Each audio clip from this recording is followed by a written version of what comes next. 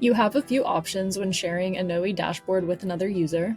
So from the dashboard that you want to share, go up to the dashboard settings in the top right-hand corner and select Sharing Options at the top.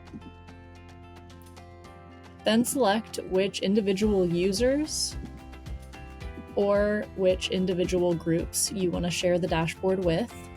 You could share the dashboard with as many groups and users as you want. And you can also specify the user access at either view, edit, or admin access. So view mode means the user can only view the dashboard and can't make any modifications.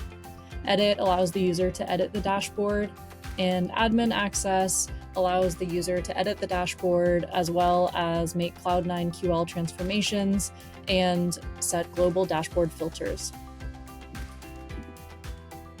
Select which kind of URL you want to create, either a shareable URL or a secure URL, and then select Save Changes.